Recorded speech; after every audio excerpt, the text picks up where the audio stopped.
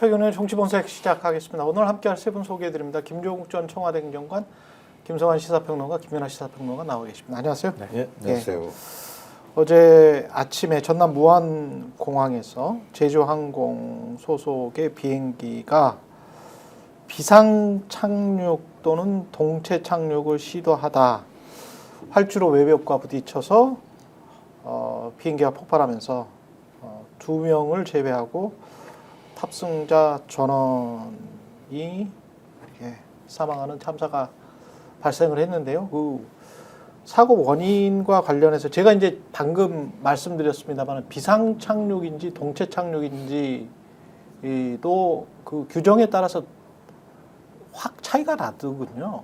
그 어떻게 규정하느냐에 따라서 동체 착륙을 시도를 한다는 거는 뭐 그만큼 시간을 충분히 끌면서 휘발유를 다 소진시키고 그리고 화재가 안 나게 공항에서 다 대비해 놓고 그리고 이제 미끄러듯이 쭉 내려와서 랜딩 기어가 없으니까 동체 착륙을 하는 그런 상황인 거고, 비상 착륙이라는 거는 우리가 알지 못하는 어떤 기체 내부, 항공기 내부의 어떤 긴급한 상황 때문에 모든 것을, 이 조종사도 굉장히 이제 베테랑 조종사이기 때문에 지금 관련해서 이제 TV에서 나와서 이야기하는 전문가들의 모든 것들을 다 숙지한 사람이거든요. 그래서 그 사람도, 물론 그 사람이 이 조종사가 뭔가 뭐 인간이니까 어떤 뭔가 실수를 했었을 수도 있지만 뭐 여러 가지 가능성을 놓고 봤을 때 비상 착륙을 할 만한 어떤 항공기 내부의 어떤 뭔가의 갑작스러운 고장, 결함 또는 이거는 저희가 알 수가 없으니까요. 알 수가 없으니까 지금 뭘 예단해서 누구의 잘못이다, 뭐가 어떻게 됐다 이런 이야기를 하기가 참 그러네요. 예. 조심스럽습니다. 예. 뭐 추정만 나올 뿐이지 정확한 원인을 알기가 좀 어렵고요. 사실적으로 생각할 때도 좀 이해가 안 되는 부분들이 있기 때문에. 그렇죠. 예를 들면 지금 이제 현재까지 우리가 시각으로 확인할 수 있는 거는 공항 측에서 이 비행기가 착륙하기 5분 전쯤에 세대 경보를 했다. 그러니까 세대가 있으니까 조심해라 이렇게 알려줬고, 그러고 난 다음에 불과 2분 만에 착륙하기 시작했다는 거잖아요. 그렇죠. 그 사이 한쪽 엔진에서 화염이 펑펑하는 소리와 함께 화염이 치솟는 게 보였다. 그렇죠. 여기까지 확인된 거고, 보통 이런 경우에는 동체 착륙을 할 수밖에 없는 상황이라고 하면 공항에서 활주로를 준비하는 작업들을 하거나 또 비행기가, 항공기가 보통은 이제 기름을 버리게 되잖아요.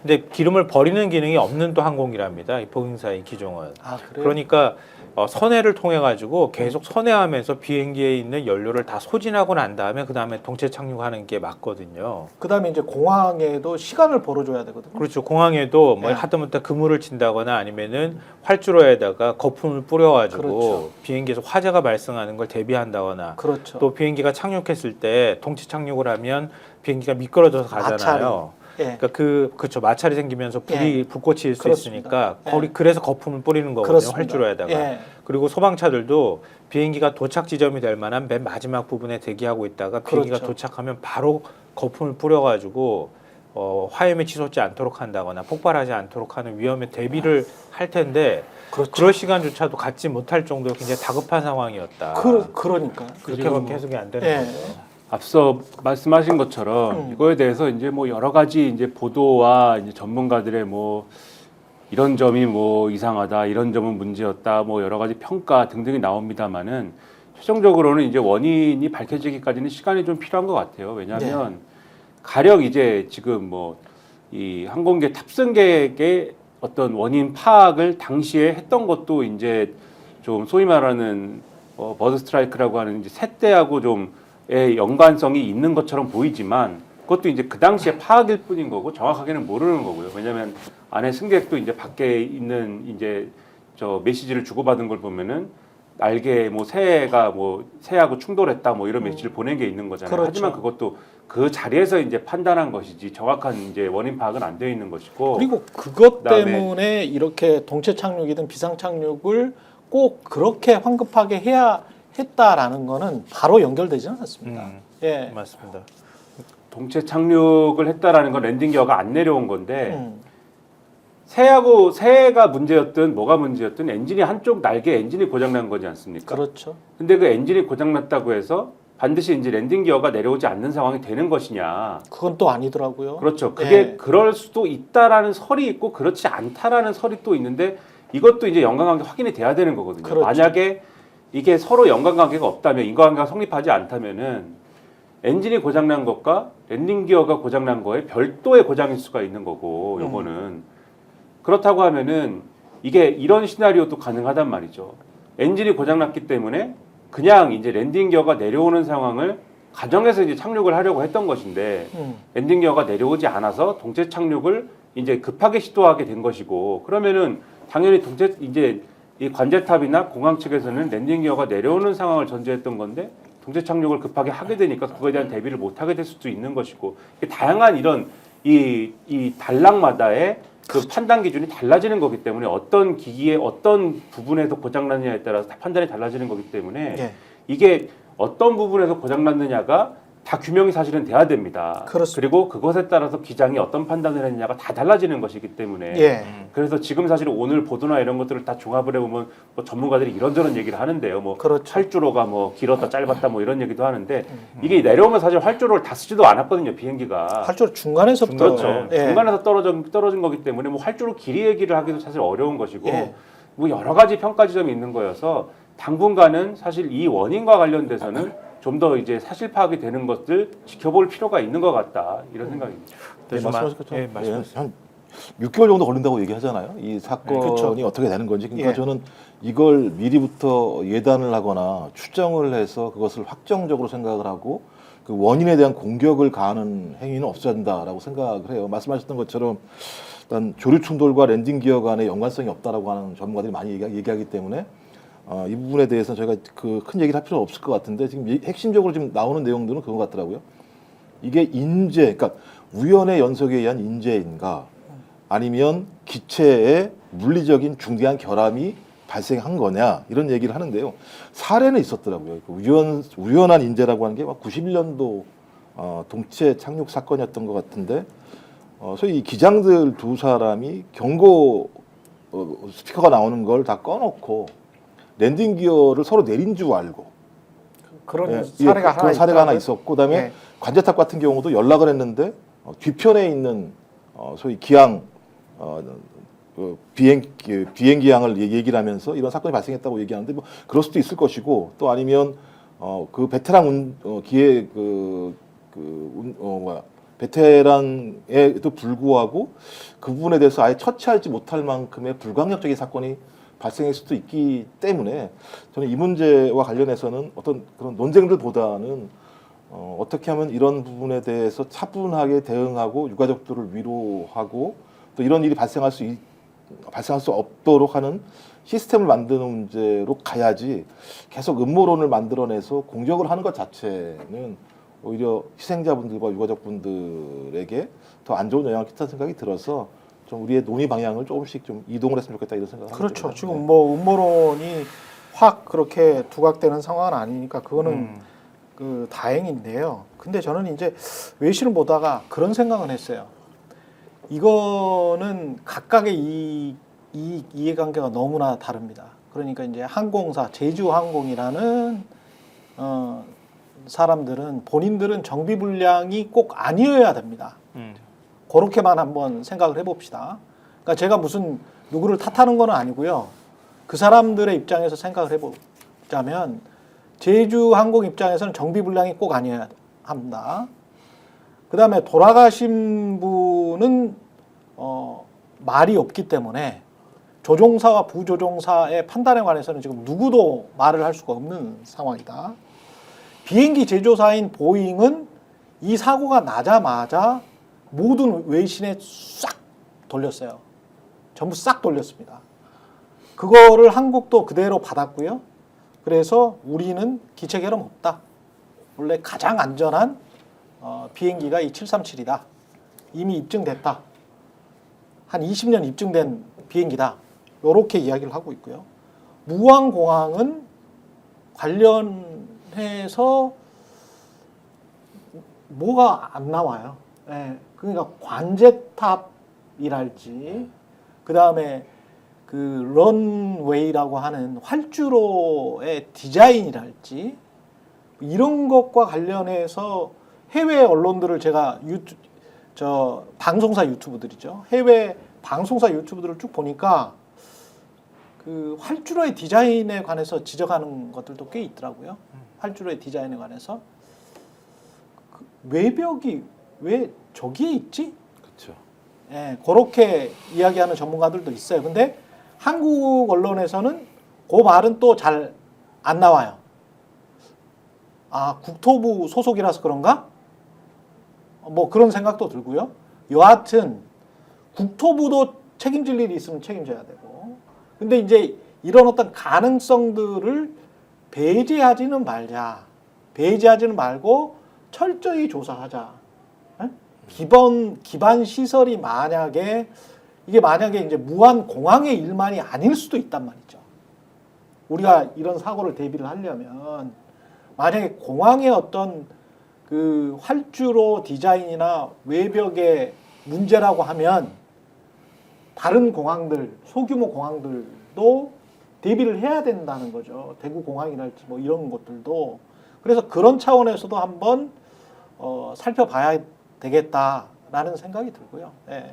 그래서 전반적으로 이 원인과 관련해서는 뭣도 확정짓지 말고 이게 전부 다 복합적으로 뭐 한꺼번에 책임이다. 그렇게 나올 수도 있는 거죠. 그렇게 나올 수도 있는 거니까. 그거는 그러니까, 예. 전문가분들 얘기하면 이제 활주로는 중요한 문제가 아닐 수도 있다. 활주로 그렇죠. 길이 같은 경우는 무암 공항이 짧은 게 아니기 때문에. 근데 이제 문제는 뭐냐면 2,800km. 예, 그렇다고 하더라도 2,800km가 2.8km입니다. 예, 2,800m. 예, 그렇다고 하더라도 이런 상황이 발생할 거라고 생각이 안 했는데 발생을 했었기 때문에 앞으로라도 활주로를 더 늘리거나 아니면 거기에 대한 보안 시설을 만드는 문제에 대해서는 우리가 아주 적극적으로 검토할 필요가 있다는 얘기를 하는 상황입니다. 그러니까 저는 국민의 안전을 위해서라면 소위 자본의 이익이나 아니면 항공사의 이익이 중요한 게 아니라 어떻게 하면 생명을 지킬 수 있는지에 대한 견지에서 제가 볼 땐 모든 사회 시스템이나 건설 같은 경우도 그런 방향으로 바뀌게 하는 중요한 계기로 이걸 삼아야 된다는 생각이 들어요. 활주로는 지금 공사 중이래요. 확장 공사를. 확장 공사를. 그 길이를 늘리는 작업을 하고 있는 중에 예. 그래서 이제 이번 사고가 났다 이렇게 얘기를 하고 있는데요. 말씀하셨던 것처럼 그 원인 조사는 굉장히 철저하게 해야 될 것 같고요. 일단 블랙박스를 확인해야 되잖아요. 블랙박스 일부가 조금 파손이 있다 이런 얘기가 있기 때문에 좀 블랙박스를 정확하게 분석하는데 시간이 좀 걸리지 않을까 그게 그렇죠. 좀 걱정이 돼요. 예. 일단 1차로 국내에서 블랙박스를 해독할 수 있거든요. 근데 보잉사에서도 뭐 지금 지원 나온다고 하니까 일단은 거기에서 확인이 될 수 있다 그러면 제일 좋은데 만약에 그게 아니라고 하면은 좀 시간이 더 많이 걸릴 가능성이 있다. 그러니까 그 전까지 이번 사건에 관해서 좀 차분하게 원인 분석을 좀 하는 작업을 해야 되겠다는 생각이 들어요. 그러니까 괜히 섣부르게 막 분석하고 추정하고 이러는 것들은 좀 자제해야 되지 않을까 싶어요. 그런데 저는 어제 이 사고를 계속 보면서 이제 뉴스를 따라가고 외신들을 찾아보고 이러는 와중에 제가 일부러 이제 SNS 설정을 친구 설정을 윤석열 씨를 해놨어요. 팔로워 설정을. 근데 갑자기 이게 뜨는 거예요. 윤석열 씨가 애도의 뜻을 표했거든요. 제가 이거 봤을 때가 이거를 올리고 한 8분 후에 제가 봤는데 제가 그대로 읽어보겠습니다. 여러분 어떤 감정이 드십니까? 오늘 무안공항에서 참담한 사고가 발생했습니다. 너무나도 애통하고 참담한 심정입니다. 정부에서 사고 수습과 피해자 지원에 최선을 다해 주실 것으로 믿습니다. 힘써 주시길 바랍니다. 소방대원들도 힘써 주시길 바랍니다. 이 어려운 상황을 하루빨리 극복할 수 있도록 저도 국민 여러분과 함께 하겠습니다. 다시 한번 마지막 문장 읽겠습니다. 이 어려운 상황을 하루빨리 극복할 수 있도록 저도 국민 여러분과 함께 하겠습니다.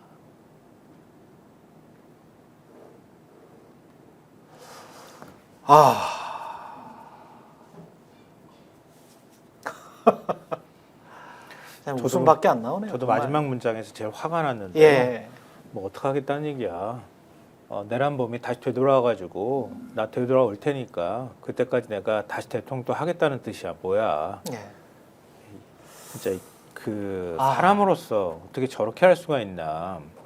자기가 만들어 놓은 일 때문에 이 온 나라가 지금 쑥대밭이 되고 국제사회 신인도 다 추락하고 경제까지 휘청거리고 국민들이 고통스러워하고 있는데 나 아직도 대통령이요. 이런 이딴 사고를 어떻게 할 수가 있나. 이것 때문에 정말 좀 화가 나더라고요. 보면서. 어쨌든 여전히 망상에 잡혀 있다라는 생각이 들어요. 저번 담화 있을 때 국민과 함께 싸우겠다고 얘기했었잖아요. 그때는 자기가 잘못해놓고 자기가 내란을 일으켜놓고 저희 국민은 자기 편인 양 야당을 적으로 만들면서 국민은 나의 편인 것을 얘기했죠. 지금도 마찬가지인데 국민 여러분과 함께 하지 말라는 게 국민들의 뜻 아닙니까? 그렇죠. 제발 부탁인데 가만히 있어. 예. 네가 움직이면 나라가 무너져. 네가 움직이면 국민의 안전이 위협받아라고 하는 것이 국민의 생각이고 또 지금 수사받으라고 얘기하면 전혀 수사에 불응하고 있고 헌재와 관련해서도 전혀 답을 하지 않고 있다가 이 진짜 국민들이 충격에 빠진 사건이 발생했을 때 거의 제3자처럼 자기가 돌아오면 문제가 해결될 것처럼 이런 식의 글을 버젓이 오늘 올리는 걸 보면서 진짜 다른 나라에 살고 있구나.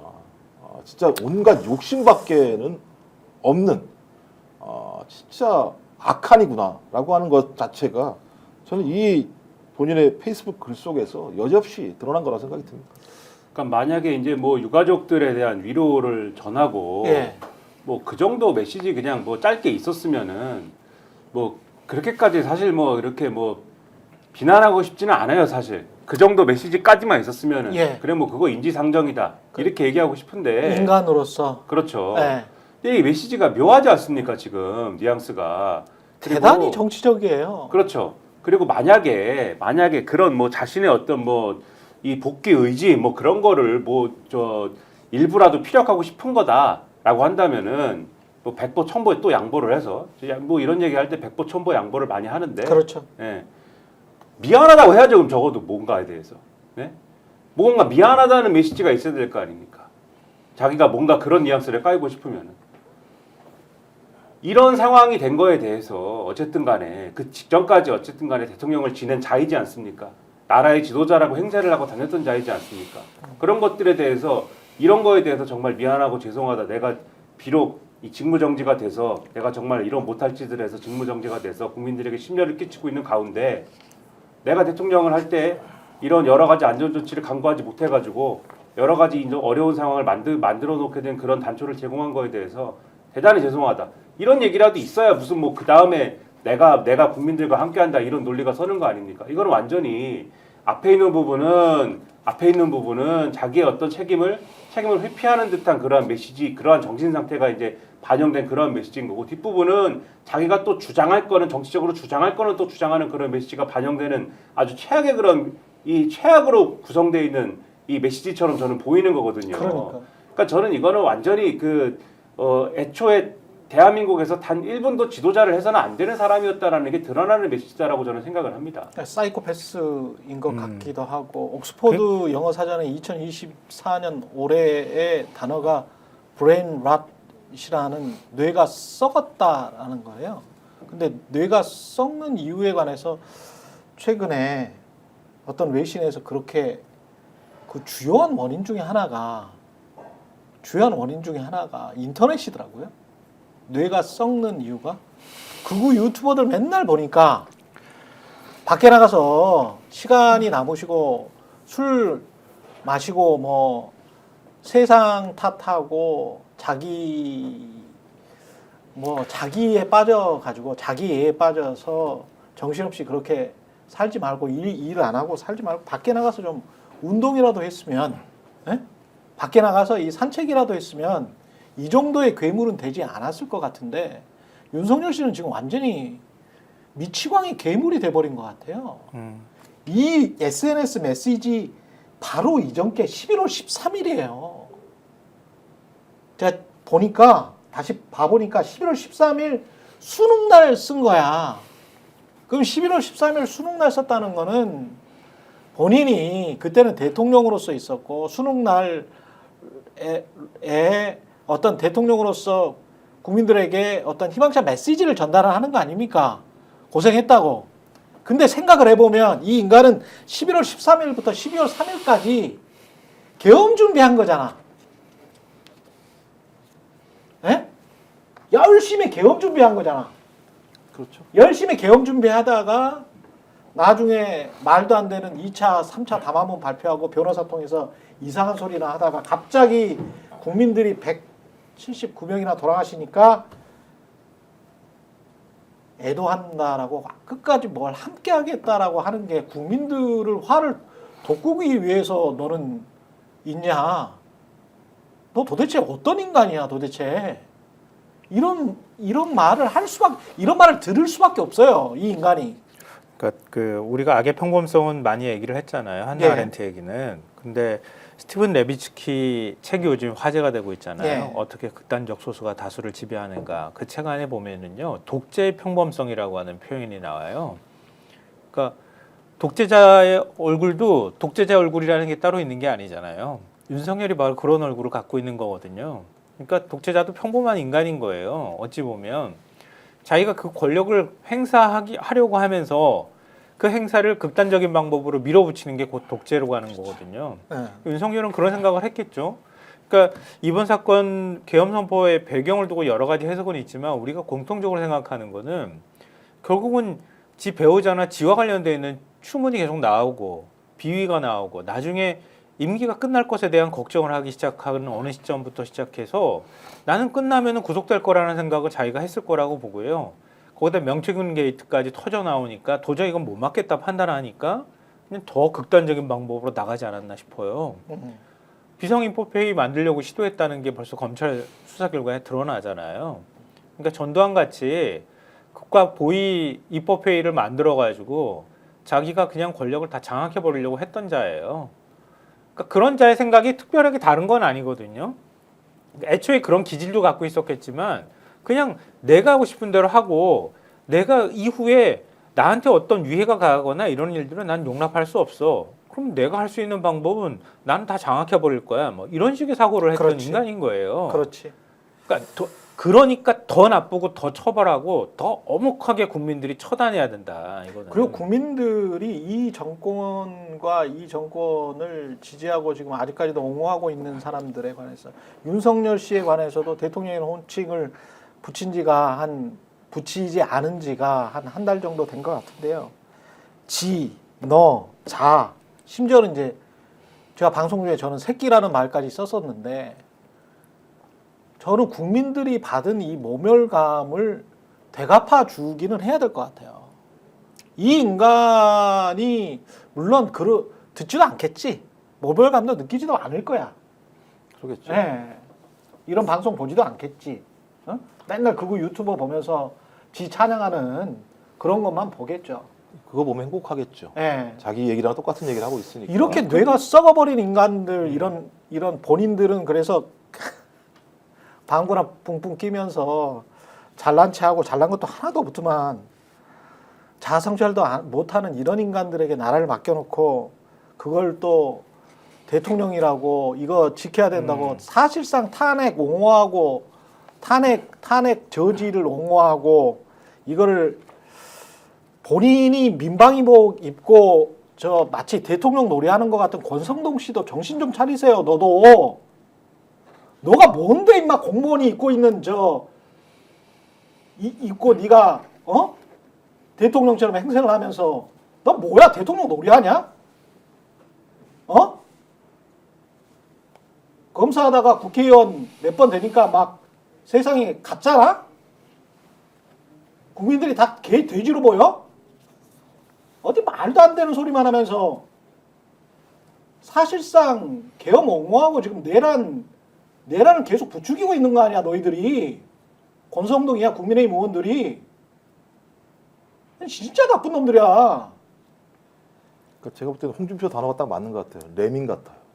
지금 국민의힘에서 하는 짓거리를 보면 박수영 저 의원이라고 말 붙이기도 싫은데 항공참사, 민주당 불타내기, 국정을 공백시켰기 때문에 낫다. 그러니까 제가 볼 때 이건 윤석열이 지금 페이스북 내용이랑 똑같아요. 자기는 아무 일도 안 한 것처럼 자, 이 어려운 상황을 빨리 극복할 수 있도록 저도 국민 여러분과 함께 하겠습니다. 예를 들면 탄핵이 돼서 공백이 생기니까 이런 일이 발생한 거 아닙니까?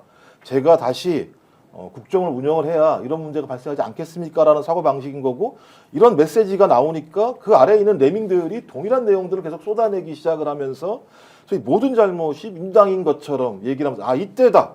그래서 말씀하신 형법 90조 위반 내란을 지금 선전선동하고 있는 행태까지 벌어지고 있는 상황이거든요. 그러니까 이건 제가 볼 때 국가 존립이 매우 위태로운 상황이에요. 그러니까 내란을 칭송하는 자들이 국회의원으로 존재하고 정당으로 존립하는 상황이라고 하는 건 항시적으로 국민 기본권 자체가 무너질 수 있다라고 하는 걸 전제로 하거든요. 저는 이건 공포스러운 상황이다. 근데 이 조장을 하는 자가 아직까지도 그냥 자기 방 안에 앉아 있는 거예요. 그렇죠. 그러니까 빨리 체포를 해서 이런 발언을 하는 자, 이런 생각을 하는 자, 이런 예비 음모를 하는 자들에 대해서는 내란 범죄자들이기 때문에 구속 수사를 원칙으로 해야 돼요. 어떤 행위도 못하게 하는 게 원칙적으로 해야 되는 것이 우리 법의 기본적인 원칙입니다. 근데 이것을 못 지키니까 이렇게 부안애동하고 있는 자들이 계속 나오게 되는 거예요. 근데 이 사람은 그러니까 기본적인 사실관계가 틀렸죠. 이 사람 누구요? 박수영 의원이라는 박수영? 사람은 그러니까 그 탄핵하고 비행기 사고하고 무슨 관련이 있습니까? 아무 관련이 없죠. 지금 말씀드렸다시피 이 사고의 우리가 원인을 지금 이제 예단할 수 없다 이렇게 말씀드렸습니다만은 사고의 원인이 된 것으로 지금 꼽히는 여러 가지 이제 것들이 예를 들면 동체 비행기의 정비 불량이나 아니면 근본적으로 이 기종에 문제가 있었든지 아니면은 새때와 충돌해서 엔진 사고가 있었든지 뭐 그 다음에 비행기에 유독가스가 들어가서 등등 이런 문제지 않습니까? 기술적인 문제, 뭐 기술적이라고 얘기하면 좀 뭐하지만은 그러한 문제들이지 않습니까? 그리고 여기에 더불어서 이제 예를 들면 구조적인 문제의 가능성을 봐야 된다고 하면은 뭐 공항의 구조 문제라든가 그다음에 관제탑과의 어떤 교신 과정에서 있었던 문제라든가 이런 걸 같이 보는 거 아닙니까? 여기에 탄핵이 끼어들 틈이 어디 있습니까? 탄핵이 끼어들 틈이 없죠. 그 뭐 한덕수 국무총리가 탄핵을 당해가지고 무슨 일이 일어났다 이렇게 얘기할 게 뭐가 있습니까? 없죠 전혀. 예. 그리고 이런 식으로 얘기를 하면은 지금 이미 뭐 인터넷 등에서 네티즌들이 지적하고 있는 반대 이태원 참사가 발생했을 때 그렇게 뭐 컨트롤 타워가 아니고 뭐 이렇게 하면서 무책임하게 대응했을 때는 그때는 그러면 뭐 국무총리가 없고 대통령이 직무 정지 상태였습니까? 그때는 대통령도 있고 국무총리도 있고 행안부 장관도 있지 않았습니까? 그랬죠. 더군다나 이번 사태에서의 행안부 장관은 지금 뭐 아까 행안부 장관 얘기하던데 행안부 장관은 자기가 그만뒀어요. 자기가 내란에 연루돼가지고 자기가 그만둬가지고 내란 수괴인 윤석열 씨가 그만두라고 해서 그만두는 사람입니다. 그 사람은 그러니까 뭐 하나 지금 이 팩트에 맞지 않는 걸 가지고 막 나열을 하면서 마치 언론 표현으로 줄탄핵 때문에 지금 사태가 일어난 것처럼 막 얘기를 하면서 이재명 생각 그만해라 이게 결론이거든요. 이재명 생각 아무도 안 해. 이재명하고 무슨 상관이 권성동이나 한동훈 너희들이 생각하는 거지. 국민들은 이재명 생각 아무도 안 해. 이재명하고 무슨 상관이 있습니까? 아무 상관이 없고 우리는 이재명하고 윤석열 생각만 한다. 아무 상관이 없고 그리고 이게 이런 식으로 얘기를 당당하게 하는 게 물밑에서 이 소위 인터넷 물밑에서는 이미 뭐 온갖 버전의 지금 음모론이 아까는 이제 음모론이 이제 없는 것은 다행이다라고 말씀하신 게 이제 언론 차원에서는 그런 음모론들이 무책임하게는 안 나옵니다만은 물밑에서 뭐 네티즌 수준에서는 그러니까 곧 이제 그거 유튜브가 이제 그런 썰로 이제 막 나올 건데 이미 나오고 있는지도 모르겠습니다만은 온갖 버전의 음모론들을 생산하기 시작했습니다. 별의 별 제가 뭐 그걸 다 언급을 안 하겠습니다. 언급을 하는 게 오히려 지금은 그게 이 독이기 때문에 온갖 수준의 지금 저질스러운 얘기들을 다 만들어내고 있기 때문에 그거 믿고 이제 이런 식으로 얘기하는 걸로 저는 보이거든요. 그러니까 당분간 이 참사가 여야 정쟁하지 말자라는 분위기 속에서 이제 가야 되는 참사이기 때문에 좀 자제하는 것뿐이지 시간 지나면은 별의별 정치적인 맥락으로 다 끌고 들어갈 거예요. 결국은 여당도 지금 그것을 예고하는 것이기 때문에 이것을 잘 감시하면서 대응을 해야 된다 이렇게 봅니다. 네. 네, 이게 제일 위험한 게 뭐냐면요. 윤석열은 그냥 망상에 사로잡혔던 그냥 권력자인 거잖아요. 근데 윤석열의 문제는 국민들이 확연하게 다 보고 있는 거예요. 그렇죠. 근데 윤석열 주변에서 이른바 내란 동조 세력이라고 불릴 수 있는 국민의힘이나 한독수 같은 인간이나 이런 사람이 더 무서운 거예요. 어찌 보면. 왜냐하면 자기는 자유민주주의 신봉하고 민주주의자인 것처럼 행세하면서 결국은 내란을 옹호하고 있는 거란 말이에요. 그렇습니다. 민주주의자가 아닌 거예요. 그러니까 민주주의자인 것처럼 행세하는 이런 자들이 오히려 더 나중에 가서 이런 문제가 생길 때 더 폭력적이고 더 권력자 편에 붙어서 자기들이 권력을 유지하려고 하는 거예요. 그러니까 이런 사람들은 뭐 내란에 대해서 생각하거나 아니면 뭐 민주적이다 이런 차원의 문제가 아니라 우리가 많이 목도하고 있는 것처럼 그냥 자기 이익을 위해 봉사하는 거예요. 심지어는 김용현 측 변호사 봐요. 김용현 측에서 그랬다는 거 아니에요. 야, 그때 그 포고령 위반하는 애들이 있어. 우리가 담화문 해가지고 포고령 때렸잖아. 포고령 때렸는데 그거 포고령은 법이야. 근데 포고령으로 정치질 하지 말라 그래. 정치 행위 하지 말라 그랬는데 한동훈하고 이재명은 정치 행위를 했네. 국회에서 포고령이 떨어졌는데도. 근데 그 포고령이 불법인데도 그 포고령이 한번 선포가 됐으니까 법이라는 거야. 고발했지 않습니까? 그러면서 고발을 했다는 거야. 불법 행위를 했으니까 고발했다는 거야. 이거는 전두환 옹호했던 저 검사들이 있잖아요. 성공한 쿠데타는 쿠데타가 아니다라고 했던 거하고 똑같은 거잖아. 이게 지금. 더 심각한 문제는 제가 본 거는 그 네. 입장문을 국민의힘에서 대신 발표해줬다는 거예요. 국민의힘에서 대신 발표해줘. 네. 그렇죠. 그게 바로 그 문제라는 거예요. 결국은 민주주의를 무너뜨리는 건 한 명의 독재자가 아니라 독재자 옆에 붙어있는 반민주 세력이라고 할 수 있는 겉으로 민주주의자인 척하는 것들이 결국 민주주의를 무너뜨리는 거예요. 진짜. 사회를 진짜 좀먹는 실제로는. 이런 진짜 벌레 같은 그러니까 아마 것들이네. 많은 국민들이 경험하실 거예요. 한독수 하는 행태를 보면서 지금 국민의힘 하는 행태를 보면서 야 우리 사회에 이런 자들이 이렇게 있었구나. 자기들이 자유민주주의 신봉한다고 하고 윤석열 툭하면 자유라고 얘기하는 인간이 폭력과 군인을 동원해서 국민들한테 폭력을 행사하고 의회에 폭력을 행사하려고 했던 거 아니에요? 그걸 권력을 잡으려고 했던 거잖아요. 근데 어떻게 그걸 옹호하냐고. 그렇죠. 그리고 이게 얼마나 비열한 자들이냐면요. 27일 날 검찰이 발표한 내용이 뭡니까? 비상해제 제도 제2차, 제3차 개엄하면 돼. 총 쏴서 문 부시고 들어가서 끌어내. 라고 얘기했다라고 검찰이 발표를 했어요. 윤석열이 이게 얘기했다라고. 그러면 이건 명백하게 내란 사건 아닙니까? 그렇죠. 이건 명백한 내란이라는 것이 확인됐는데도 불구하고 지금 이런 얘기가 나오고 있고 언론이 지금 잠잠한 게 아닙니다. 어제 조선 비디부터 시작해가지고 다 컨트롤 타워 부재가 다 제목이에요. 컨트롤 타워가 부재하다라는 내용들의 제목을 다 달아서 뭔가 지금이 위태로운 상황, 위험한 상황, 그래서 소위 최상목까지도 탄핵하면 대한민국이 무너질 것처럼 기사를 쓰는, 그러니까 항공 참사랑 이거 컨트롤 타워 부재를 연결시켜서 최상목이라고 하는 내란을 계속 앞으로 이어갈지도 모르는 자를 엄호하려고 하는 논리들이 진짜 어제부터 벌어졌어요. 그리고 아마 앞으로도 마찬가지입니다만 민주당이든 야육당의 누군가가 말 한마디 잘못하면 그 내용 가지고 아마 벌떼처럼 뛰어들어가지고 이때다라고 얘기하면서 사태 그렇겠지. 프레임을 바꿔버릴 겁니다. 참 그러니까 진짜 이 무자비한 인간들인 거. 그 다음에 김용현 측 변호사 그쪽이 아니었군요. 대통령 측에서 MBC에서 단독 보도한 거 있었잖아요. 강현섭 기자가 단독 보도한 거. 그러니까 대통령 측에서 야 이거는 내란죄가 아니다라고 지금 이야기를 했다는 거 아니에요. 윤석열 씨가 내란죄가 아니다. 그래서 대통령 측 변호사들한테 그런 이야기를 했다라는 거 아니에요. 내란이 아니니까 이건 내란은 아니다. 내가 일으킨 게 이거는 제가 그런 식의 변론을 들으면서 그러면 다른 말로 하면 내란이 아니기 때문에 이 사람이 탄핵을 이겨내고 복귀를 하면 또 일으켜도 아무 상관이 없는 거야. 이 사람 머릿속의 뇌구조로는 내란이 아니기 때문에 정상적인 통치행위잖아. 정상적인 통치행위이기 때문에 또 한 번 일으키고 또 세 번, 네 번, 다섯 번 일으켜도 아무런 상관이 없습니다. 이들의 논리를 그대로 따지면 어떻게 이런 자들의 이 존재, 저는 이 존재 자체가 그러니까 대통령직을 지금 현재 직무 정지인 상태지만 너무너무 지금 황당한 게 이 상태로 계속 몇 개월이나 2년 동안 끌 수 있다라는 시나리오를 만드는 국민의힘 내부가 분명히 있잖아요.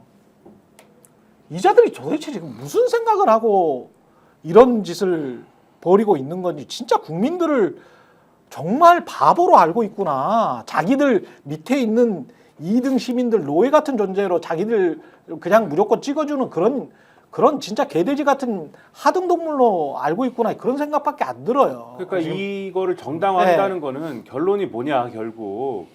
그러니까 내란이라고 부르지 말라고 하지만 내란이지 않습니까? 그렇죠. 내란이라고 부르지 마. 하지만은 내란일 수밖에 없지 않습니까?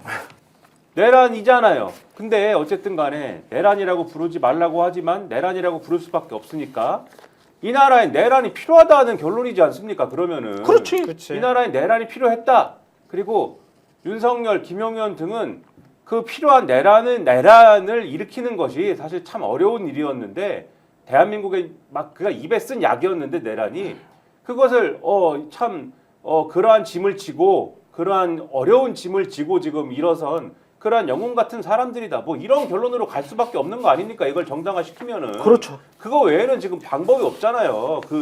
그렇게 되는 것밖에는. 그러니까 저는 말씀하신 것처럼 참 무섭고 끔찍하다는 생각이 드는 게 처음에 이 윤석열이 이러한 일을 했다라는 이 계엄령을 선포했다라는 게 나오자마자 사실은 국민의힘은 저런 사람은 우리하고는 다릅니다. 이렇게 그렇지. 선을 긋고 갈 수밖에 없지 않는가? 그렇지. 적어도 민주주의 사회라는 것을 구성하고 있는 그렇지. 같은 구성원이면은 예. 그러한 전제가 있으면은 그것밖에는 답이 없지 않는가? 이렇게 생각을 했는데 지금 전혀 그게 아니란 말이에요. 그렇다고 하면은 제가 볼 땐 국민들이 아주 일부의 국민들은 같이 극우 유튜브를 열심히 보고 하면서 역시 이 나라에는 내란이 필요했어 이렇게 생각하는 국민들이 일부 있지만은 있는 것 같지만은 대다수의 국민들이 저 국민의힘을 그래 뭐 저렇게 생각을 하지만은 우리가 뭐 민주당이 너무 싫으니까는 내란이 필요하다고 생각하는 정치 세력을 우리가 용인해 주자 이렇게 가겠습니까? 전 장기적으로 국민의힘은 그래서 매우 어렵게 된다 이런 상태로 가니까 국민의힘 망할 거예요. 예, 진짜 망할 것 맞습니다. 같아요. 그 국민들이 분명하게 심판해야 되고요. 민주당은 이런 세력이 있을 때 뭐 따박따박 탄핵 이런 얘기를 떠나서 확실하게 반민주 세력하고는 손을 잡을 수 없다라는 걸 천명해야 된다 이렇게 생각하고요. 윤석열은 제가 볼 때는 7공화국을 개창하려고 했던 거예요. 독재로. 그렇지. 6공화국 정신이 뭡니까? 뭐 여러 가지 인권에 관한 것들도 있지만 제일 중요한 거는 전두환 같은 신군부가 다시는 준동하지 못하도록 한다는 목표가 담겨 있었던 거예요. 그러면 그걸 하기 위해서는 장기 독재를 불가능하게 만드는 거예요. 국민이 직접 선출로 대통령을 뽑고 그리고 대통령이 장기 집권을 못하게 5년 단임제로 만들어 놓고 그리고 또 하나의 장치로 넣는 게 그게 바로 내란을 막는 거예요. 내란을 막기 위해서 개헌법이라는 것도 만들고 국회 입법부 권능을 훼손하지 못하도록 만들고 그리고 만들어 놓은 게 헌법재판소잖아요. 그렇죠. 헌법재판소를 통해서 대통령 탄핵을 심리하는 그러니까 민주주의 질서 내에서 탄핵이라고 하는 제도를 그 당시에 넣었단 말이에요. 일부러. 그리고 위헌 심판을 헌법 수호할 책임을 헌법재판소에다 놓고 헌법재판소는 절대 못 건드리게 해놓은 거란 말이에요. 계엄이 사법부는 장악할 수 있고 헌법재판소는 장악할 수 없어요. 제가 볼 때는 헌법상으로는. 그렇죠. 그렇게 놓은 거기 그 질서에 내란이라고 하는 걸 다시 시도했단 말이에요. 계엄을 선포해가지고. 그리고 그걸 동조하고 옹호한단 말이에요. 그러면 6공화국은 우리가 살고 있는 거란 말이에요. 6공화국의 반국가 세력이에요. 이건. 7공화국을 독재로 만들려고 했던 인간을 어떻게 옹호합니까? 그러니까 우리가 헌법재판소 재판관 임명해야 된다는 얘기를 또 하는 거란 말이에요. 근데 그거 임명 안 하겠다고 지금 버티고 있단 말이에요. 그러면서 헌재 기능을 사실상 마비시키려고 하는 거죠. 그러니까 제가 볼 때 6명 체제로 가면서 어떻게든 중간에서 뭔가 빵꾸가 나라 이렇게 지금 근데 유도하는 거지. 전 세계적인 네. 흐름은 있는 것 같아요. 음. 트럼프를 탄핵하는데 동의했던 공화당에 있는 그 당시 하원 의원들 예. 싹 다 작살났습니다. 그 위에 복귀를 아무도 못했어요. 또 하나는 그런 트럼프가 다시 대통령이 된 상황 그러니까 제가 볼 때는 어느 순간부터 소위 극우 세력들 같은 경우는 이런 식의 극단적인 정치를 통해서 지지층들을 모아내면 그렇죠. 다시 복권될 수 있다고 생각하는 것 같아요. 그래서 아까 말씀드렸던 어떻게 민주주의는 무너지는가의 책에 보면 딱 고뇌이 나와 있습니다. 기성정당이 두려움과 기회주의, 판단착오로 인해 극단주의와 손을 잡을 때 민주주의는 붕괴한다. 이게 딱 맞는 얘기인데 우리 사회에도 이게 그대로 작동이 된 거예요. 그러면 민주주의가 붕괴하지 않기 위해서 기성정당은 소위 극단주의자인 윤석열과 손을 딱 절연을 해야 되는데 그렇지 않는 거죠. 언제든 다시 복귀할 수 있어. 3년이라는 시간은 남아 있어. 국민들은 1, 2년만 지나면 이 생각을 까먹을 거야. 그래서 그때 어떤 사람이 더 나쁜지를 따질 거야. 이런 판단을 통해서 지금의 상황들을 유지하면 자기는 이 권력을 계속 더 확대해서 얻을 수 있다라고 하는 판단 외에는 달리 이 상황에서 저 국민의힘 하는 행태를 이해할 도리가 없는 상황인 거거든요. 전 그렇다면 말씀하신 것처럼 이제 이 운동은 정당 해산 운동으로 가야 돼요. 저런 정당이 존립할 수 있게 만드는 공화적 민주주의는 또 다른 붕괴를 전제로 하는 거예요. 그럼 어떻게 우리가 민주주의의 붕괴를 전제로 하는 그 시스템을 용인할 수 있겠습니까? 그래서 지금 당장은 얘기를 할 수 없을지언정 일단 체포하고 윤석열을 체포하고 난 다음에 헌재에서 탄핵을 인용하고 새로운 대통령을 뽑는 과정에서는 소위 그 이후에 저는 정당 해산 운동을 통해서 국민의힘이라고 하는 정당 자체가 존립하는 것 자체가 공화국의 적이다라고 하는 규정을 통해서 저는 발본 세워낸다고 봐요. 이 부분과 관련해서는. 그러니까 그 야당이 똘똘 뭉쳐서 연대하는 게 굉장히 중요하고요. 192석이 그리고 저는 좀 비록 그 마음에 안 들지만 한동훈을 비롯한 친한계 국민의힘 안에 있는 이런 세력도 민주당이 같이 품어 안으려고 노력해야 된다. 왜냐하면 극우화되어 있는 정당 안에서 그나마 목소리를 내잖아요. 나름 질서가 무엇인지 아는 사람들이잖아요. 예. 이 사람들을 적극적으로 품고 같은 세력으로 인정하고 같이 갈 존재들하고 얘기하면서 극우를 떼버려야 된다. 반민주 세력을 떼서 이 세력들은 정당 해산 운동이든 뭐든 어떤 방식이든 간에 다시는 정치에 발을 못 붙이는 방법으로 가지 않으면 이 세력이 또 준동해서 또 국민의 눈과 귀를 속이고 다시 정권을 잡으면 또 똑같은 행태를 또 반복하려고 덤빌 거다. 그렇죠. 윤석열은 제가 볼 때는 최후의 수단으로 그걸 생각하고 있을 거예요. 계속 정치 선동하고 헌법재판소 6인 체제의 불안정성을 계속 얘기하는 이유가 그거란 말이에요.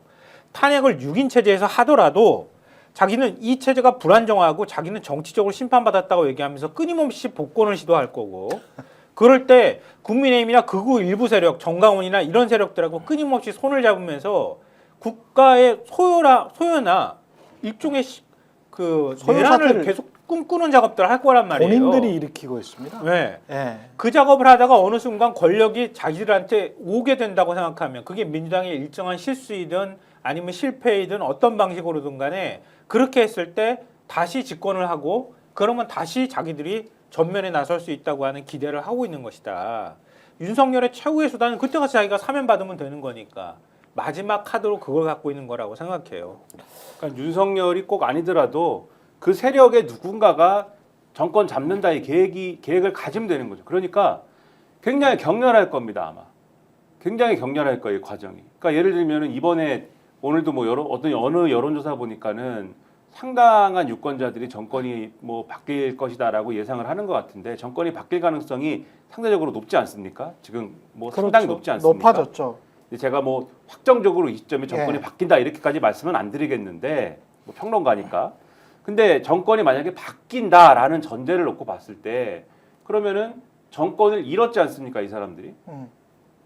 소위 말하는 태극기 집회니 뭐니에 아주 아이콘일 거예요. 윤석열이 아주 아이콘이고 뭐 그때 뭐 감옥에 있든 어디 있든 간에 아주 아이콘일 것이고 그리고 그들의 주된 메시지는 윤석열이 억울하다일 것입니다. 윤석열이 억울하다는 메시지를 계속해서 이 자기들이 정권 잃어버린 기간 동안 거리에서 계속 얘기를 하는 것이고 그리고 또 뭘 얘기할 것이냐 이 새로운 정권의 대통령을 탄핵해야 된다고 계속해서 얘기할 겁니다.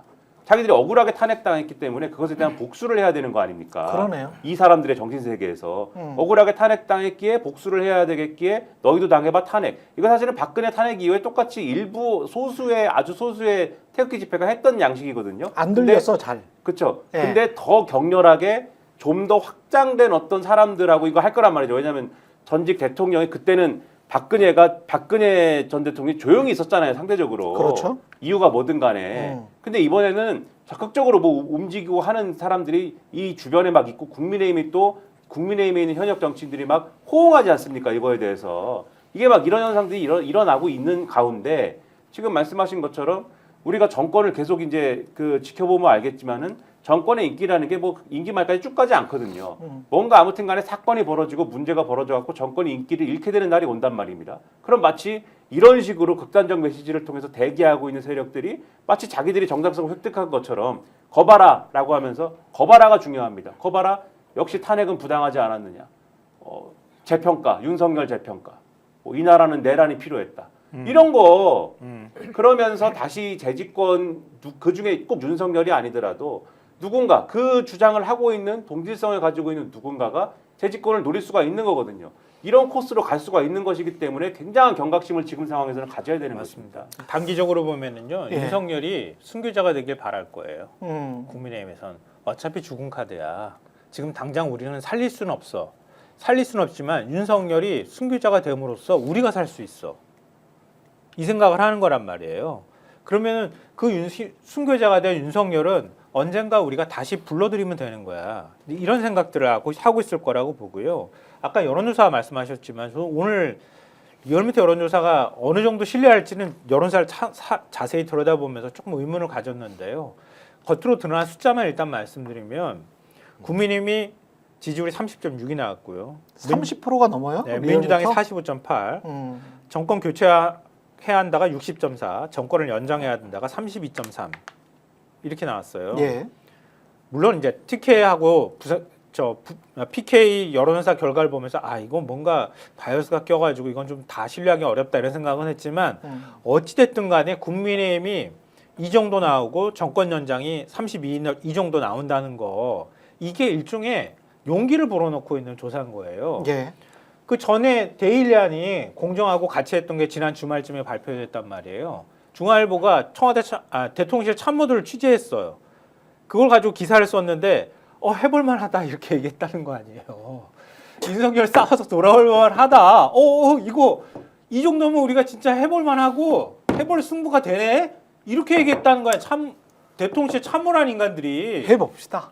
아니 근데 네, 그런 진정으로 의미에서 민심을 보여드릴게요. 김성갑 평론가님 네. 말씀하신 폭넓은 연대, 다수유권자 연대를 만들어야 된다는 동의를 해요. 이제 그래야지만 다수유권자 연대가 서로 갈등은 하지만 중요한 순간에는 소위 소수의 극단주의자들을 배제할 수 있는 시스템들을 만들어낼 수 있는 건 동의하는데 전 지금도 이해가 안 되는 게 아까 말씀하신 12명, 그러니까 그 탄핵에 찬성한 12명, 그다음에 기권 뭐 이런 11명, 23명 정도라고 얘기가 되는 건데 윤석열 탄핵에는 찬성을 했건 기권을 했건 포기를 했건 했지만 왜 한독수의 탄핵에는 아무도 안 들어왔는가? 조경태 하나를 제외하고는.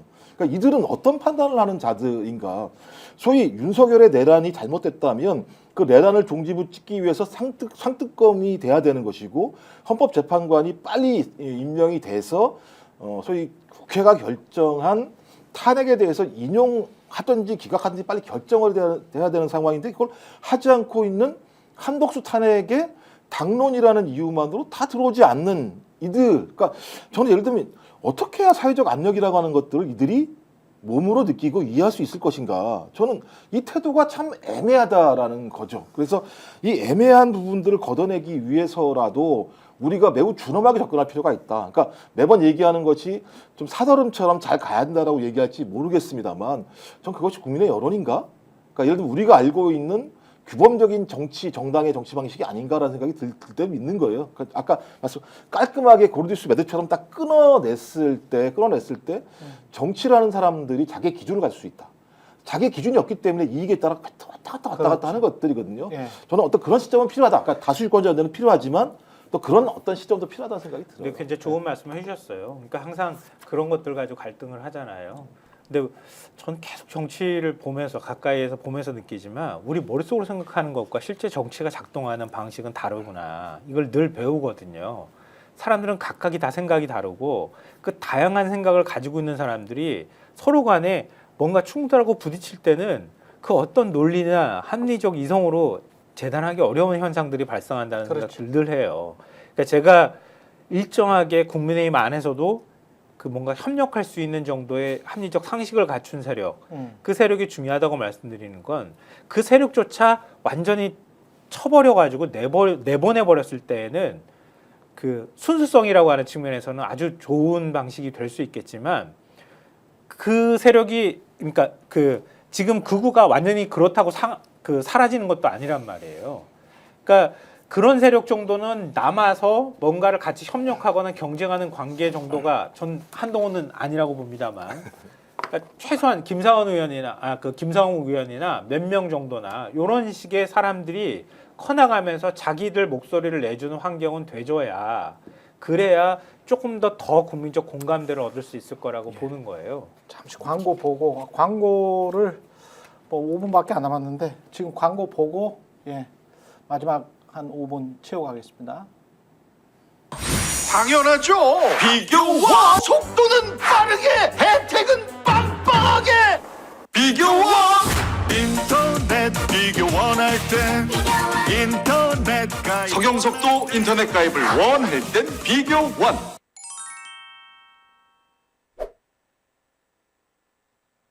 네, 우리가 무조건 지출하는 인터넷, 휴대폰, 정수기 렌탈비 매월 나가는 요금 부담되는데요. 이 여러분의 부담을 줄이기 위해서 인터넷 비교원에서 준비했습니다. 인터넷 신규 가입할 때 최대 48만 원. 그 다음에 휴대폰의 통신사만 변경해도 추가로 최대 30만 원이고요. 정수기 렌탈 최대 30만 원. 합하면 108만 원의 혜택 3년마다 받으실 수 있습니다. 약정 끝나셨다면 신청하시기 바라고요. 현금 사은품 혜택 원치 않는다. 55인치 삼성 TV 선택 가능하고요. 1670-2571로 전화하시거나 네이버 인터넷 비교원 검색하시고 상담 신청하시기 바랍니다. 상담할 때 스픽스 유튜브 채널 보고 왔다라고 하시면 현금 비밀 혜택과 함께 웰세이브의 고함량 비타민 B 제품도 드리고 있습니다. 어떻게 보면 우리가 치고 말고 할 것도 없을 것 같아요. 왜냐하면 그 보편적 정서라는 게 이미 형성이 됐다고 보고 그 보편적 정서는 호남이나 영남이나 충청도나 강원도가 아니고 서울 수도권의 국민의 거의 절반에 해당하는 유권자들이 지난 민주화 이후에 한 30년 동안 이 유권자들이 거의 결정을 한 것 같아요. 보편적 정서의 마지막 방점, 시작점, 방점 다 이쪽이 결정을 한 것 같기 때문에 결국 저는 이 국민의힘 세력 중에서 누가 남고 또는 진보 세력 중에서 누가 남을지는 서울 수도권 유권자들이 결정해 줄 것이다. 근데 그 제가 네. 아까 걱정하는 부분이 이런 거예요. 네. 친일파 청산을 못했잖아요. 그렇죠. 친일 부역자들이 살아남았단 말이에요. 그리고 독재를 청산했지만 독재 부역자들은 청산하지 못했어요. 그러니까 그 부역자들이 남아서 대대로 지금 계속 내려오고 있는 거란 말이에요. 예. 국민의힘에. 예. 결국 지금 내란 부역자들이 생기는 거예요. 그렇죠. 근데 그러면 그 사이에 그러면 우리 국민들은 심판 안 했는가? 계속 노력을 부단히 했단 말이에요. 그렇죠. 상식적이지 않은 정치인을 축출하기도 하고 이런 과정들이 굉장히 의욕적으로 갖고면서 해왔는데 끊임없이 살아남더라는 거야 이게. 그래서 결국은 그들이 자기들 손으로 권력을 대권을 못 잡으니 윤석열 같은 인간을 갖다 세워놔서 지금 이런 일들이 벌어진 거잖아요. 예. 그러니까 우리가 독재 부역자들 처단하지 못하고 친일파를 처단하지 못했기 때문에 이번만큼 확실하게 처단해야 된다는 걸 전 100% 동감합니다. 해야 됩니다. 그렇죠. 근데 살아남을 거예요. 일부는. 그건 그렇죠. 우리 수도권만의 힘으로는 안 된다는 거예요. 예. 이건 제도로도 죽여야 되고 예. 청산해야 되고 그리고 국민들도 여기에 협조하거나 같이 한꺼번에 같이 갈 수 있는 환경도 만들어줘야 되고요. 그리고 사회 구조적 환경도 바꿔줘야 할 필요가 있는 거예요. 예. 결국 이런 세력들이 준동하는 건 그런 거거든요. 그러니까 국민들이 현혹하는 방식을 통해 가지고 적대감을 불러일으키는 거잖아요. 근데 거기에는 오히려 우리 히틀러든 어떤 독재자든 마찬가지지만 경제 양극화나 이런 것들을 역으로 이용하잖아요. 사회에 불만 갖고 있는 소외된 사람들을 거꾸로 폭력 세력으로 영입해가지고 지금 사실은 일부 태극기 부대는 그런 성격도 갖고 있다고 저는 생각하거든요. 그러니까 그런 것들을 어떻게 사회 구조적으로 바꿀 것인지까지 민주당이 같이 고민해야 된다. 좀 더 수평적인 사회로 만드는 작업을 한다거나 또 경제 과실이 사람들한테 같이 돌아갈 수 있도록 하는 환경을 만들어준다거나 우리 그거를 사실 최근 몇십 년 동안 잘 못했어요. 그렇죠. 네, 그 작업들을 이렇게 국민적 총의가 모였을 때 같이 가지면서 해줘야 된다. 첫 번째 할 일은 윤석열 체포부터 하고. 예, 오늘 뭐 영장이 청구됐다고 얘기하니까 예. 법원이 빨리 구속시켜야 됩니다. 기각하는 일은 저는 없을 거라고 진짜 생각을 없겠지. 하고요. 지금 세 번이나 검- 소환 그러니까 검찰의 거부를 했어요. 공소장 자체를 보더라도 네. 내란범이 확실하기 때문에 내란범죄자는 구속해서 수사하는 게 원칙이라는 생각이 아니, 총 들고요. 쏴서라도 데리고 오라 그랬잖아. 국회의원들을, 헌법기관들을. 그래서 말씀하신 것처럼 지금 유럽에서 극우 정당이 준동하는 가장 큰 이유 중에 하나가 뭐냐면 나치 청산을 잘 못해서예요. 그렇습니다. 독일도 제대로 하지 못했습니다. 실제적으로는. 그래서 저희 나치에 부역했던 교수들 나중에 다 서독에서도 교수하고 그랬었어요. 저는 그러니까 이런 것들을 없애는데 유럽은 그래도 법 제도를 만들어서 나치 찬양하는 사람들 다 잡아 가져옵니다. 이래도 안 되거든요. 그렇죠. 그래서 소위 불평등이라고 하는 사회 경제적 구조가 이런 극우 세력들을 준동하게 하는 공간인 건 사실이고 진보 정부가 그 기간 동안에 우리 기간 동안에도 저희 불평등 해소 못했어요. 오히려 그런 부분들에 동조한 측면도 꽤 있다라는 측면이 분명히 있어서 이건 제가 중장기적으로 가야 될 문제입니다만 어떤 형태로든지 어떤 사건이 발생했을 때 저희 그 사건에 대한 정확한 청산이 안 된다고 얘기하는 건 또 다른 씨앗을 잉태하는 중요한 부분이어서 이번에는 그것을 놓치지 말았으면 좋겠다. 뭐 이런 거죠. 그러니까 윤석열에 대한 분명한 어떤 법적 책임을 지우는 일부터 이제 시작을 해야 되는 거죠. 윤석열에 대해서 좀 솜방망이였다. 이런 게 남는 게 가장 최악입니다. 그러니까 그렇습니다. 나머지 그렇죠. 문제들에 대한 그렇습니다. 어떤 도미노처럼 쭈루룩 이 뭐 아까 말씀드린 태극기 세력이 어떻게 한다, 국민의힘의 태도가 어떤다, 다 이 윤석열이 어떻게 처분이 되는가에 따라서 도미노처럼 쭉 이어질 수가 있는 거지 않습니까? 그래서 뭐 체포영장 말씀하셨습니다마는 체포영장이라는 거는 조사 받으라고 그랬는데 조사를 안 받지 않습니까? 그죠? 와가지고 조사를 받으라고 하는데 안 받는 게 첫 번째. 그리고 혐의가 소명이 상당 부분 되지 않습니까? 그렇죠. 지금 네. 뭐 안 되는 게 없잖아요 지금. 그렇죠. 윤석열 혼자 나는 아니야라고 얘기하는 것이지. 예. 그 혐의를 받고 있는 당사자들만 아니야라고 얘기하는 것이지. 지금 진술 예를 들면 그 당시 수방사령관, 방첩사령관, 그다음에 뭐 특전사령관 등등에 대한 진술로 다 이 범죄 사실들이 뒷받침이 되고. 심지어는 김영현까지도 그렇죠. 포고령을 윤석열이 최종으로 수정했다고 수정했대잖아. 얘기해요. 그렇죠. 네. 뒷받침이 되고. 심지어 오늘 보도 보니까 검찰이 확보한 메모나 이런 것도 있다는 거예요. 아. 윤석열이 지시를 할 때 적었다는 겁니다. 아, 적었대요? 그렇죠. 들으면서 적었다는 거예요. 중하위급 군 간부들이 적어놨다고 윤석열 얘기하는 지시를 거예요. 받은 네. 군 지휘관들이 지시를 내린 걸 그 밑에 있는 그 영관급 뭐 이렇게 되겠죠. 군인들이 받아 적어 수첩에 받아 적은 거. 그러니까 이런 것들이 다 있기 때문에 소명되는 거 아닙니까? 그렇죠. 그러면 이런 것들을 다 갖춰서 체포영장을 청구했다면 나올 수밖에 없는 거고 갔는데 예를 들면 경호처가 뭐 이렇게 막고 이래서 뭐 물리적 충돌이 있을 수 있는데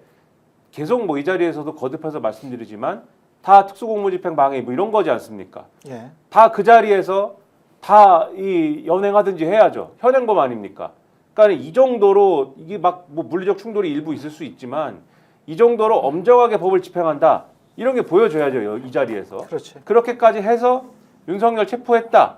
그리고 체포했으면은 구속영장 청구하고 또 구속 집행하고 그리고 나서 뭐 기소하고 이런 과정 거치고 이런 게 뭐 이게 며칠짜리 며칠 동안 해야 돼서 뭐 10일 내에 해야 돼서 20일 내에 해야 돼서 10일은 공수처가 하고 10일은 검찰이 해야 돼서 등등의 이제 수사 기관끼리에 이게 여러 가지 이 셈법이 있습니다만은 그게 중요한 것은 아니지 않는가 지금 상황에. 예. 예, 지금 그게 이게 뭐 특검까지 고려해 가지고 뭐 기소를 누가 먼저 하면은 뭐 이게 여러 가지의 뭐 우려가 있는데 지금 제가 볼 때는 그게 중요한 것이 아니고 그리고 그것에 따라서 결론이 바뀔 것 같지도 않다. 지금 여기까지 왔으면. 그렇습니다. 예. 그래서 과단성 있게 지금은 해야 될 때가 아닌가 이렇게 생각이 됩니다. 네. 여기까지 하겠습니다. 조영일 정치본색이었고요. 김종욱 전 청와대 행정관, 김성환, 김민아 시사평론가였습니다. 고맙습니다. 맞습니다.